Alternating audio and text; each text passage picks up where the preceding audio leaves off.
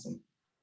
Well, welcome, Jake Giammarino. I am excited to converse with you today, to share your expertise with our puppy people. A little bit about you, as far as I know it. Guide me if I have any of this incorrect, but you have been in puppies since high school, puppies and dogs, working through the BC SPCA. So I think that's positive reinforcement based, if I'm not mistaken. And then it sounds like you were dog walking for, good gosh, a long time, and now own a puppy store and have, or sorry, a dog store. Gosh, I have puppies on the brain today. I wonder why. And have a real passion for educating people in nutrition and the training side of things. And you're kind of, so I understand anyway, bringing it all together. Is all of that about accurate? Yeah, that's pretty great. Yeah, I got my start working at SPCA kids camps, so teaching kids how to take care of animals and dogs, and small animals and stuff like that. So combine both I love kids, so combine my passion for that for sure. With I love animals and kids. If you train kids yourself, you know that they're weirdly amazing with dogs and great with puppies too. They don't posture like us adults, so it's a lot easier for them to communicate with puppies. So yeah, that's where my passion started. Then yes, dog walking. So my wife and I ran a dog walking company while we were moonlighting as servers and bartenders. So we ended up doing dog walking during the day just as kind of to help pay the bills. And the company grew by word of mouth into quite a large dog walking company, which then evolved into people asking us more and more questions about how to set the dogs up for success, which led us to doing puppy classes eventually. And we've now shut down our dog walking company to focus on sort of, being able to educate a larger group of people. So we do puppy classes, we do nail trims in stores. I do separation anxiety training, reactivity training, all sorts of things. So I do the whole kit and caboodle. But as we were saying, it is puppy season all the time now. So I'm seeing lots of puppies during COVID.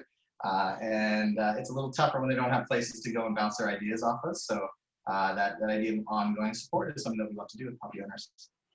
Well, I'm really, really stoked to have you and share with people some of your tips and your tricks. So, one of the things that you'd mentioned is some kids in your background, the ability to teach kids. Tell me a little bit about what puppy owners should know, assuming they've just brought puppy home, and that's usually when people reach out. They don't usually prepare too far ahead because you think, well, it's a puppy, how hard could it be? Tell Yeah. us a little bit about sort of what the three most important things you need to focus on as a new puppy owner once you bring puppy home. Well, there's a few different things. I think that the science is teaching us that a lot of dog training now is about connection and trust. And so often I'm faced with people at the start that really want to get into the meaty part of training, which is great. And we do want to train your dog eventually. But when they're young, it is really a lot of trust building. So that's the first thing I encourage people to do. When you're walking around the block, it's really not about walking in a nice heel when your dog is young. It's about creating a positive relationship with the dog. So the dog wants to follow you. If they're unsure of something, they know that you're going to help guide them through that in a respectful way. That's something that's kind of been undersold and seems a little bit froofy at times, but the connection, as I said, and trust in tougher cases, or if your dog has an issue, those are the things that really help to get them through. So I spend a lot of time with my clients reminding them that they bought the dog because it's cute, and a big part of what they have to do is connect and bond with that dog. So that's super important, is the connecting and bonding at the start. I'm huge into the theory of dog training and dog psychology, so I want to make sure that people understand why we use treats and why is something like the timing of when a treat comes out, a few seconds off, and you can be rewarding the opposite behavior of what you're trying to do. So I say to my clients, they can train until they're blue in the face, but if they don't get the theory of what they're doing or why they're treating or when they should be treating, then you get a lot of mistakes happening there. So when I taught puppy class, I would spend almost the first hour focused on just what is your dog thinking? How do we ask them for things? How do we guide them with our body? How do we communicate with them better? And once we have that established, then you can train them to sit and do a backflip, whatever you want. But that connection can be super, super important at the start. Yeah. And the third most important thing, you mentioned it earlier, but positive, progressive. So just having that conversation. When I was a kid, I definitely used less positive techniques on my childhood dog than I do now. I'm sure everyone can identify with that a little bit. So we spend some time as dog trainers retraining people's brains. I often say I'm retraining them to stop leash correcting and say good dog instead. So to me, dog training is a sport. And so the physical part of training people how to do the right things and say the right things at the right time is a big part of what I do. So to be honest, those are puppy clues. They're clues for dogs of any age, whether you have an adult reactive dog or a separation anxiety case, things like trust, timing, understanding the theory of what you're doing, those are important across everything. But with puppy owners, again, they sometimes think I got a puppy, things are going to go great. I remind them nobody gets to skip the puppy phase, so you may as well start training your dog now, because either they're good, they just haven't had enough time to misbehave yet. So we Yeah. want to sort of lay that groundwork to make sure everything goes well. And so if we're going to talk, if we extrapolate from what you've just said, and we're going to lay that great foundation where we're building a bond, puppy's getting more comfortable, we've got people on side to kind of go, yeah, we never really felt comfortable with this thing, but we were taught to do it, but now we're just like, we feel like treat dispensers. And you said, well, we have to understand the timing really matters. Tell us a little bit more about how you're coaching your puppy people around correct use of food so that they avoid some of the pitfalls, which ultimately leads people to go, see, I knew this positive thing didn't work after all, and shouldn't I just put the collar back on? Tell us a little bit about that. So, I mean, what I talked about earlier is a little bit of it, teaching people to read their dogs a little bit. I mean, if anybody has a kid, they can relate. There are different kinds of cries. So when your dog is stressed, there's different things, and sometimes they need you to pay them out liberally because they might be over their threshold. And other times they need you to push them and withhold treats and try and save things that you don't need anymore. To me, again, I call dog training a sport. It's like playing an instrument where you'll never master it. It's a very dynamic process. But the goal is that if we understand all the little pieces, then we might do the right thing when our puppy needs us to do that. So we do exercises where you can see the power. For example, I do it's your choice exercise. Hold a treat out in front of the dog. If the dog backs away from it, they get access to the treat. So I usually do that first thing in my puppy class to show the clients that you don't need a command. You don't even need to say anything to your dog. You can get behaviors from your dog just by giving them the treat at the right time. And then in that same example, you can see if you give the dog a treat when they're hammering on your hand, it's going to change the dynamic and they're going to be doing that in the future. So those little examples, like we call them aha moments, where the clients kind of go, aha, it is important when I release the treat, is almost as beneficial as me kind of driving it into them. I need them to kind of discover it on their own. That comes from both doing it right, giving the treat at the right time. And I tell my clients all the time, when you screw up, it's almost as valuable for you to go, oh, wow, I should not have paid the dog out for that. That was too easy. Or I should have paid out the dog for that. They were working really hard and I was just asking too much of them. Those can be almost as informative to your training as doing the right thing all the time. So for me as clients, I'm trying to not just say treat your dog all the time or don't, or I'm just trying to get them to train their dog and see the power and connection of using treats at the right time. And then I put the pressure on them. Like, you're not going to get this right every time, but if it's not working, you want to think about things like, when am I timing the treat? How am I dispensing it to the dog? What type of treat am I using? So that ability for them to troubleshoot, I find is easier than me explaining, drilling into them why they need to use treats all the time. I want them to try using correction. It take a while, and then use a treat and go, do you see how much faster that works? If you tell your dog off or no to the treat, it goes a lot slower than just giving them the treat when they back away. So making those connections, the positivity can actually move faster than correction, is a good connection for the clients to get. You talked a little bit way earlier in our conversation about kids. Is there anything that puppy people who have children in the home and bring their puppy home, additional things that they need to be concerned about? Talk a little bit about how they need to foster that relationship, because of course kids are like, ow, sharp puppy teeth, and then if we mix food into the mix, and how does that all balance out? What should puppy parents really be mindful about, and what should they be doing? Yeah, so there's a few different things that totally, kids are young kids, especially a food dispensing machine. I always joke, if a puppy hits a 3-year-old in the hand, they drop their sandwich. So it's a treat. I hit this thing in the hand and it drops a treat from me. So one of the things I focus on at the start is respect of food. The idea that we want the dog working for food all the time. The idea that food is out for them. It's not for them to necessarily have all the time. If our dog has an association, we hold our treat out, that they need to back up and sit down in order to get it out of our hand as an adult. That transfers very nicely to a kid that's holding a sandwich up, and the dog is thinking, there's an easy way to get this sandwich. I just need to back up and give this thing some space. So I talk a lot about, it's like I work with a lot of labs. They're going to get food. So trying to restrict all the food and tell them they're never going to have it, the dog just ends up calling you a liar.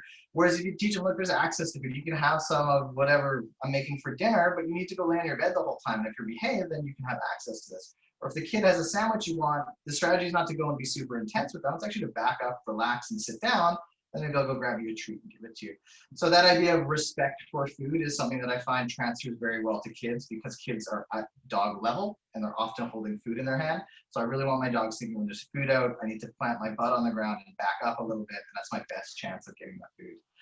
And then I talk about energy state a lot. So just the idea of, if you put your dog on a 1 to 10 scale, if you live alone with another adult and you like having a riled up, feisty dog, then you can play tug and get the dog crazy and work with all those type of things. If you have a little person in the house, you just have to keep it a little bit more in check. You need the dog to have a little bit more control over things. They need to be able to get excited and come down. They need to be able to want a toy and drop it fairly easily. So we want your kid to be able to walk up to your dog and say, hey, Fido, that's my stuffed animal, can you leave it? And we want your dog having an association. I spit this thing out of my mouth, I'm gonna get something better when I hear the word leave it. So we want that idea of, being able to manage the dogs chewing, direct them onto the right things, and teach the dog how, again, not spend our time saying no, off, or leave it, but sort of teaching the dog how to get what they want. So respect for food definitely is one. And then keeping their energy state in check. If they just, if a normal dog can go to 8 on a regular basis, a dog with little people in the house should keep things at 7 or below, because they're going to get excited, but we need them to be able to come down fairly quickly. I see a lot of, not bad dogs, but dogs that get escalated and a kid runs by and they chase the kid just because they're not very good at getting excited and then not chasing things. So a big skill I work on is, like, if you can throw a tennis ball and your dog can hold the sit, then when little, Tommy's running by with a balloon screaming happy birthday, the dog's going to be less triggered by that, and you have more tools to approach that situation with. So those are some of the groundwork things people can do when they have little people in their house. And lots of people have little people, and as I said earlier, they're amazing dog trainers. So if you can empower them and make them feel comfortable and confident around the dog, then they often, in puppy class, I'll have adults and kids, and I'll be teaching the parent, pay more attention to your kid. I'll show you how to do this properly. So as I said, someone that loves kids, they're great. They don't posture with the dogs. Dogs don't like posturing. They want the straight up goods, and kids are very straight up with them. So again, if you can make a kid feel safe and feel like they have some control over the animal, then you're fostering a really good relationship for the future. Wow, excellent tips. Yeah, I couldn't agree more. In my work with kids, it's like, put the clicker down, give it to your child. We'll be all good, right? Yeah, exactly. They don't second guess when they're marking behavior, and they're like you say, they're straight shooters. And so yeah, in my experience as well, I really love it. People always ask, hey, can we bring the kids? I'm like, no, please bring the kids, and you sit back there. Yeah, and watching someone doesn't think they have the answer already. Kids don't have the answer, whereas sometimes you're totally teaching someone and they think they know what they're doing. But you tell the kid, put the treat here, lift it here, and all of a sudden the dog is performing for them. And again, for me, that side of the kid feeling empowered is a big thing, because dogs are scary and puppies can be scary. Sure. And trying to just manage it all the time is much harder than teaching your kid, when you're on the ground, the dog is going to be more likely to be on top of you. If you're on the ground and you don't want the dog to be on top of you, what do? Stand up. So teaching the kids how to advocate for themselves, having treats around the house so they can go and grab a treat at any point and feel like they can control the dog, just leads to a better relationship. So you get into a lot less issues in those type of households. Yeah. So we've talked a lot about food. It sounds like an awful lot of treat giving. I know that's what our puppy people are going to be thinking, which begs the question, okay, let's talk about diet and nutrition, Jake. What do you have to offer us in terms of finding the right balance there between treating and kibble, or maybe we're using kibble? I don't know. You tell me. And then speak a little bit to, what kinds of treats should people be using? What kinds of food should people be using, in your opinion? Definitely. So, I mean, part of what, if you cannot separate a dog from its household, its situation, and its health is a big part of it. So diet and nutrition are huge for me. I often tell puppies the first issue they will deal with their dog is diarrhea or an ear infection or something related to the dog's gut health. For us, we are advocates of raw food, for sure, 100%. In our store, we do carry a few kibble brands, but we carry, I think we carry 2 kibble, 14 freeze-dried or dehydrated foods, and then we have 6 freezers of raw. Through all of that, not to get too much into it, but basically what we want is low processing and low ingredients. So people ask, what's the highest value treat? We just did a Facebook or Instagram video on this for our clients. What's the best treat? That's a loaded question, but generally the nice thing about running a retail store is I get to see what moves, what do people come back for, and what do they find are really helping them to solve problems. And again, without getting into too many details, they're the low or single ingredient treats with less heat added to them. So ingredients and processing is huge for the digestion of dog. If we are using a single ingredient freeze-dried lamb muscle treat, there's honestly almost no limit to that. If your dog is meant to eat raw meat and lamb for its diet, there's almost no limit to that. So it removes a lot of the fear of, I always tell my clients, we don't want to not be giving treats for the calorie thing. We can take care of the calorie intake output. We need you having tools so when your dog is misbehaving, you have the fastest way to make them behave. So as you mentioned, you can use your kibble to train a dog. So taking their meals and just putting them in your treat bag and doling them out in the form of rewards for work is one thing. As the dog gets older, I find that they'll often tune out kibble, for lack of a better term. If there's a big issue, you're not going to solve it with kibble.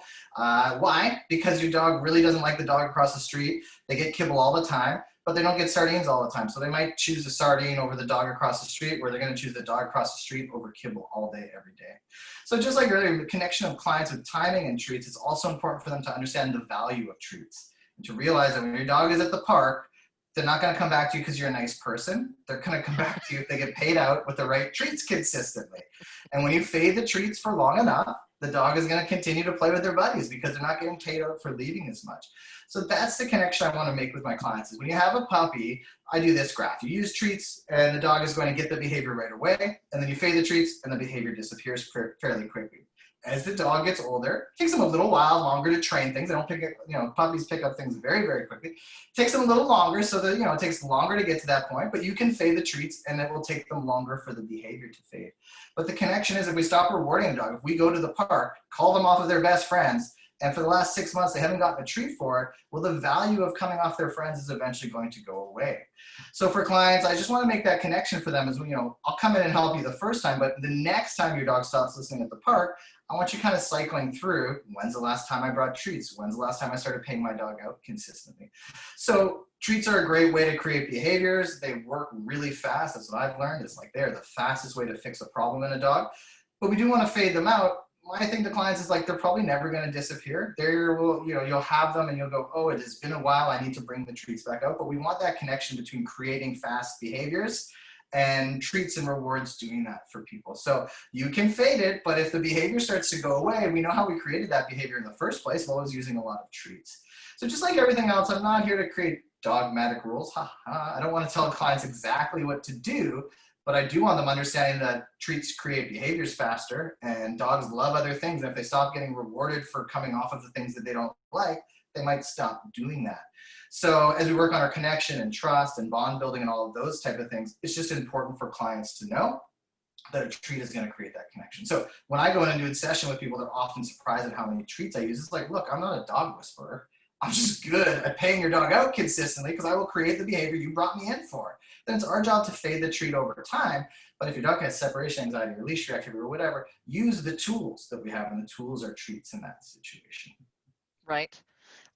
You mentioned separation anxiety, which is a particularly timely topic since we're, all raising puppies, or many people are raising puppies at a time when, man, it's just really hard to leave. And, I know myself, people are like, ooh, you want me to leave the house? It's like, I know, maybe you're just going to go sit in your car for a while, but we need to start practicing it. We need to start practicing young. So what are your kind of tips? That's kind of my thing. It's like, well, if you don't want to go anywhere, I get that, but you still have to be, you have to leave. We have to set the dog up for success.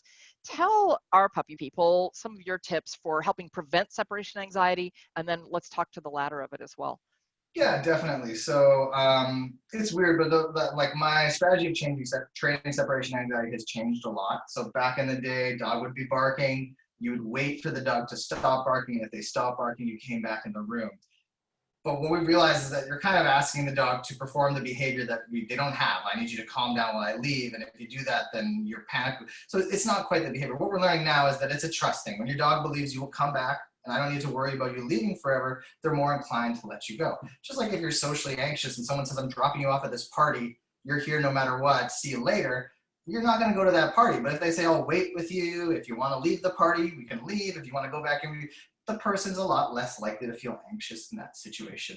So for clients, we want them sort of setting that foundation with their dog through trust, which is weird to think about. So with COVID happening, it can be quite tough because, again, people are not seeing, there's no excuses to go out. They're not supposed to go out and socialize with other people.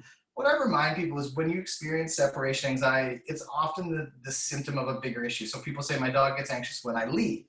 Then I go in and do a session. It's like, no, your dog was anxious the moment you put your jacket on. So we can't train them when we leave, but we sure as heck can work on this anxiety about you getting your jacket on. Or the other anecdote I give is that the separation anxiety dog is often the shadow dog. So, oh, is your dog often right next to you? Yes, they are. So the dog doesn't necessarily have separation anxiety. It's just never away from the owner. And when the owner leaves the house, boom, they're hit by the front door. Ah, I'm having a big freak out. So we can flush that out while we're still around. So what I do with my clients is encourage them. I say, think about the energy state your dog is in when you're leaving, that anxiety or pacing, whatever you might see. How can you flush that out while you're still around? Well, putting your dog on the other side of the gate and standing on the other side and seeing, did I get anxious there? Well, great. I could work on this because I'm still home. I can throw treats over the gate until the dog says, I don't care if I'm on this side of the gate. It actually feels great over here. You can go away. Awesome. That'd be good. Then maybe I start to make their dinner in the kitchen. I ask them to stay in the living room. And then I might escalate to, can I go to the washroom while you're still in the living room? Then can I go and take the garbage out of the recycling? So I remind clients that it's tough to train separation anxiety because you're gone. So the dog barked, well, I got to go to work, and how am I supposed to do this?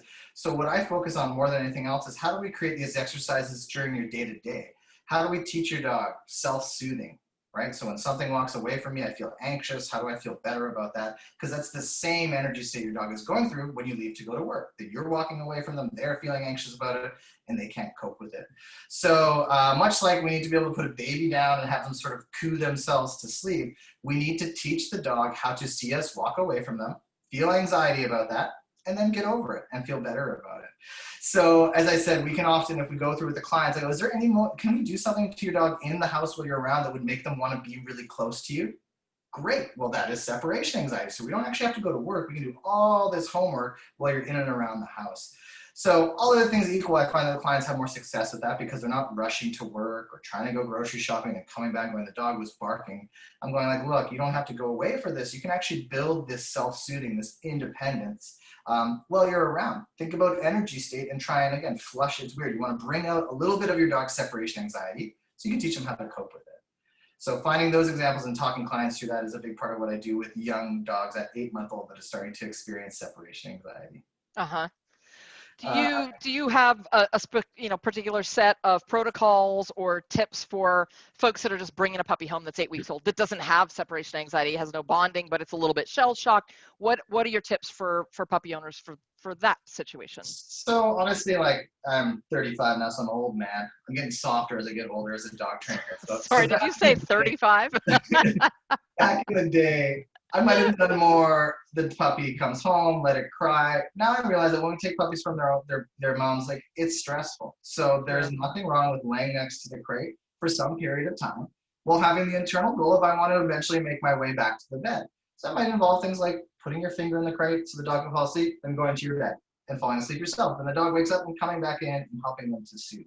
So in this first little while, I really focus on clients. I'm like, again, when we talk about trust and bond, well, how do we let trust and bond? Is like be there when the dog is stressed for the first few days while you're trying to get that behavior away. After that, after we're all sort of sleeping through the night, we want to lay the foundation. So lots of dogs, if they don't experience separation anxiety as puppies, may experience it when they're older. So I'm sure you can attest to this, but you're trying to lay that groundwork to prevent problems in the future. It's honestly some of the exercises I was just talking about. So people will say my dog has separation anxiety. And I ask, can you send your dog to their bed? It's like, oh yeah, like if they're waiting for their dinner, they'll go wait on their bed. It's like, no, if the dog wants to be next to you, can you send them to their bed? And they often can't. And so the dog might have separation anxiety, but when we break it down, the dog doesn't listen to their owners very well. So what I do is I focus on basic commands. Like, go to your bed is a tool that helps your dog. They want to be next to you. You tell them they have to go to their bed, and then they go over there. They realize I don't want to be here, but if I stay here, I'm going to get a reward or something awesome. So I'm going to get better at this, staying here. So those are those exercises we can go, and people go, yeah, I tried that, but my dog has a really bad stay or cannot, be over there while I'm in the kitchen. Surprise, that dog might have separation anxiety when it gets older. So I encourage those clients when they're young, if your dog does not want to be behind the gate or it doesn't want to be in the other room when you're in the kitchen, now's the time to flush that out when things are growing great and your dog is young and you've got lots of energy. So as I said, as puppy trainers, a lot of it is just preparing clients for what may happen in the future. So I do a lot of that go to your bed command. I want the dog watching their owner walk away, feeling anxiety about that, and then learning that the owner will actually come back and everything's okay. That's that foundation that tends to lead to dogs that's less likely to have separation anxiety. So that's like, you don't have any indication you have separation. Those are just generally good exercises to build self-soothing, independence in your dog. It's the same thing that will help you if you have company over and you want the dog to go away because your aunt is not good with dogs. Well, that same inability for your dog to be in the other room is what's going to lead to separation anxiety. So we can solve all those problems, and what I call it just easier. It's less stressful when you're hanging out with Aunt May and you're, oh, I'm working on the dogs on the other side of the gate and I just have to throw treats over there every time I get stressed. That's so much less stressful and easier for a client to bite off and chew than, hey, I need you to prevent separation anxiety, which you don't have yet, but I really. So for me, I kind of hide it in other exercises that, to me, I see build those foundations that lead dogs less likely to have separation anxiety. Excellent. What are the other kind of critical pieces? So working on those exercises, a lot of people we've got the bond stuff happening, right? So you're working on building that rapport with the animal. You're doing some basic stuff. What are the basic behaviors you think everybody should work with their dog that's going to help foster that relationship, right? Where, hey, I'm your reward center, but only if you, so you mentioned that it's your choice piece. I think it's a reference to Susan Garrett. That's my guess. And then, and you talked about go to your bed. What are some other basic behaviors you think people should be working on early?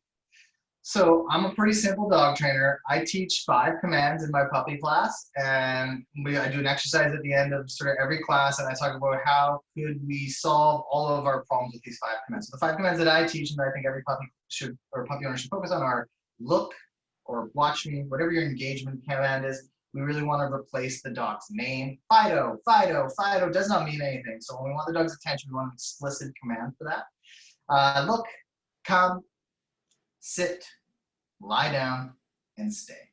And what I've learned through my experience is those 5 commands solve about 95% of the problems you have. So if your dog runs away at the park, well, if they came, that would solve that. If they sat, that would solve that. If they stayed, that would also solve that. Your dog barks at the window, well, look would solve that. Calm would solve that. Sit or stay would solve that. Your dog jumps on the neighbor, well, sit would solve that. Calm would definitely solve that one. Stay would solve that one too. So part of the homework for clients is to not overcomplicate things. Often we speak to our dogs in gibberish. Get out of the garbage. We say it to the dog, we're expecting a behavior. The dog has no association with that word, so they just hover down as much garbage as they can in that moment. If we say come, the dog has an association. Come means if I go find my handler, I'm going to get paid out. So if your dog's in the garbage, you're motivating the dog to actually want to leave the garbage with that basic command. So I do puppy class, but I train reactive dogs and senior dogs. I always spend the first hour going over basics because, again, a little secret of cutting to what the real problem is. It's basic commands. The dog cannot listen very well to the owner, or the dog used to be good, or it's not, or it's only good when the dog wants to be good. So look, come, sit, lie down, and stay are 5 commands as clients go through. And again, your listeners can do this too. Go through and think about, where was I using another word where I could use a command, a word the dog has an association with. And as we do that, we start to realize you don't need get out of the garbage. Just use come. You don't need off the couch. Just use come. You don't need don't jump up. Just use sit. And so now instead of teaching this whole vocabulary, we're focusing on 5 words. So as a client, you only have to practice 5 things instead of 20. And as the dog only has to learn 5 things instead of 20. So we're piggybacking all these commands and sort of using them, carrying them over to build other behaviors. So don't overcomplicate it is my big thing. People, can I teach my dog to shake a paw, roll over? Like, yes, you may. That is not going to solve any problems in your life for you. If you want to solve the ones I'm interested in, or look, come, sit, lie down, and stay. If you can do those things, and when your dog misbehaves, you have some tools. You can ask them not to. If you don't have basic commands, they misbehave, and it turns into a lot of correction. No, please don't do that. When we need to be able to tell the dog is what to do instead. So that comes from those basic commands. Yeah. Let's talk a little bit about another hot button issue for brand new puppy owners, which is, it's not really a hot button, but it's certainly an imperative, potty training. What are your sort of, I know we're almost out of time here, but just kind of your biggest tips for expedient potty training, at least as fast as can be expected on any given individual? Definitely. So what we learned is like the old way of doing it, rubbing their face and then yelling at them is just passe. I always remind clients, your dog's going to poo, you want to know where they're going to poo. So if you yell at them enough, they're going to hide in the other room and poo on the carpet, under the kitchen table, and you won't find it until the next day, and it's more annoying. The other thing I tell clients all the time is that your dog is not very smart. It's young. I mean, even adult dogs are not that smart. So when you have a young animal having an accident, it's like a kid having an accident. It is literally an accident. The dog did it because, honestly, you're not doing your job as a dog handler properly. So when we put a little bit of pressure on the owner instead of the dog, it helps because it's up to us to catch signals. It's up to us to reinforce good behavior. So the old strategy of disciplining them for doing it is gone. Essentially, you want to capture the behavior. You want to catch the dog when the dog is going in the right place. And I say jackpot it at least for the first few weeks. So that means literally giving 3 or 4 or 5 treats. So you want your dog, again, when they do it in a bad spot, you've messed up as a handler. So, tisk tisk on you. You can discipline yourself if you want, but you just get them outside. Your job is to set them up so when they have to go to the bathroom, they are in the right place. When they go in the right place, they get paid out for it. So that's a big one. So rewarding the dog for doing it in the right place. I remind my clients it's super helpful to put it on a command. So you can cue physiologically your dog. I used to live in a condo and I worked late nights as a bartender. I needed the dog to get it all done before I had to go to work. Let's say we'd be out, he looked like he was finished. Do you have to go poo? And he's like, actually, I do. Thanks for reminding me. So if you're opening your back door, it's nice to have a cue for your dog that gives them a physiological response. So when they're peeing, you can say, good pee, have a treat. And then we're going to create the dog's that sort of physiological response in the dog. So putting a command on it helps us to cue the dog. Do you have to pee? And then reward them when they're doing it. Good pee or good poo or good performance, whatever you want to call it. We just want to be able to mark that in the dog. And then the final point I make to all of my puppy owners is, unfortunately, if the dog is having accidents all the time, you are missing signals. Not you, but the puppy owner is. If I were to come in as a dog trainer, I'd probably be able to tease them out. And that's not to make you feel bad. It's just to put the pressure on. There are signals there. The dog is not going out of nowhere. If it appears like it's out of nowhere, you need to really figure out how you're missing those signals. So I encourage my clients to be self-critical, not in a negative way, but when you have an accident, what happened before? Were we wrestling? Did the dog drink water? There is a pattern. We just need to help tease it out of the dog. Once you understand this pattern, it's much easier. If you come home from work every day and you pet your dog and your dog pees, it's a pretty straightforward pattern. Come home from work, take the dog outside for a pee, and then pet them. If you wrestle with them and then they finish and they pee, you got to wrestle with them and get them outside. If they eat dinner and then drink water and then pee, that's a pattern. So sometimes people aren't looking for the right patterns, but as dog trainers, we can come in and go, actually, that's a lot of what we do as dog trainers is this behavior leads to this behavior, or this one comes before this one. Your dog wrinkles their eyebrows and then they growl at the dog across the street. Or your dog paces by the door and then they have an accident.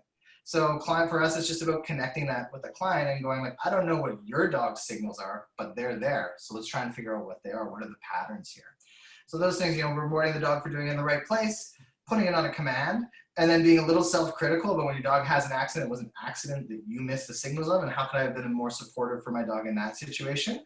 I find usually that gets it there. I also find it helps clients to, I'm sure you have a different timetable, but I tell clients you will experience accidents anywhere from 1 to 4 months. There's again, different timelines, but your dog's gonna have accidents. If things are getting better in there, just keep it up. It's gonna take some time to get there. You're seeing regression in there, you should be a little bit more worried. And if your dog is 5 or 6 months, you're still having potty training issues, you probably need to talk to me in a more extended conversation about what signals you're missing. Is there health issues going on or whatever?